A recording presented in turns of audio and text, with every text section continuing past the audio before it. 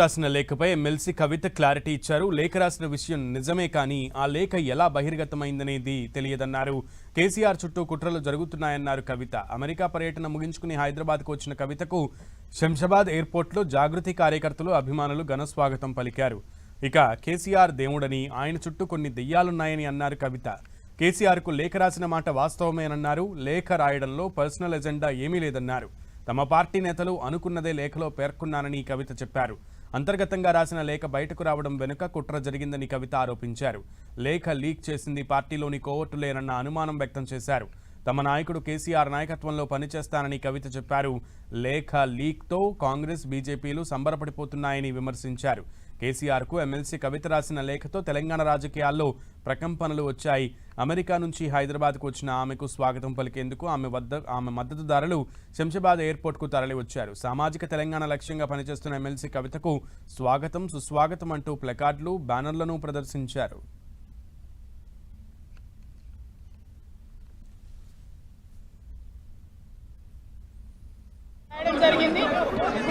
నేను ఈ విధంగా కేసీఆర్ గారికి ఇదివరకు కూడా నా ఒపీనియన్స్ ఎప్పుడున్నా కూడా లేఖ ద్వారా చెప్పడం జరిగింది. నేను వేరే ఏం విషయాలు చెప్పలేదు. నేను కేవలం పార్టీలో ఉండేటటువంటి అన్ని స్థాయిలో ఉన్నటువంటి నాయకులందరూ అనుకుంటున్నటువంటి విషయాలు, దాదాపు సగం తెలంగాణ నేను ఈ సందర్భంగా ఈ మధ్యలో టూర్ చేసినటువంటి సందర్భంలో తెలంగాణ ప్రజలు అనుకుంటున్నటువంటి విషయాలను మాత్రమే నేను పెద్ద ఎత్తున చెప్పడం జరిగింది తప్పితే నా పర్సనల్ ఎజెండా ఏమీ లేదు. ఈసారి నేను మొన్ననే చెప్పున్నాను, కుట్రలు కుతంత్రాలు జరుగుతూ ఉన్నాయని. నేను చెప్పిన కొద్ది రోజుల్లోనే మరి నేను అంతర్గతంగా కేసీఆర్ గారికి రాసినటువంటి ఉత్తరం బహిర్గతం కావడం అన్నది, ఇది మరి ఏం జరుగుతుందో అన్నది పార్టీలో ఉన్నటువంటి మనందరం, తెలంగాణ ప్రజలందరూ కూడా ఆలోచించుకోవాల్సినటువంటి విషయం. కానీ ఈసారి ప్రత్యేకించి బయటికి రావడం అన్నది నేను బాధాకరంగానే ఉన్నది. కేసీఆర్ గారు దేవుడు కానీ కేసీఆర్ గారి చుట్టూ కొన్ని దయ్యాలు ఉన్నాయి. వాళ్ళ వల్ల చాలా నష్టం జరుగుతున్నది.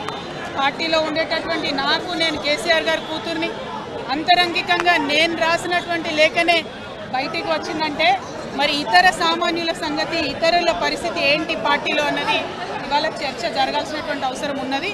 ఈ లేఖ, ఈ విషయం అంతా చూసుకొని కాంగ్రెస్, బీజేపీ పార్టీలు బాగా సంబరపడుతున్నట్టున్నాయి. కోతి కొబ్బరికాయ దొరికినట్టుగా ఏదో బీఆర్ఎస్ పార్టీ ఆగమైంది, కేసీఆర్ గారికి ఏమో అంత సీన్ లేదు. మా నాయకుడు కేసీఆర్ గారే. కేసీఆర్ గారి నాయకత్వంలోనే తెలంగాణ బాగుపడుతుంది, ముందుకు పోతుంది, అందులో ఎటువంటి అనుమానం లేదు.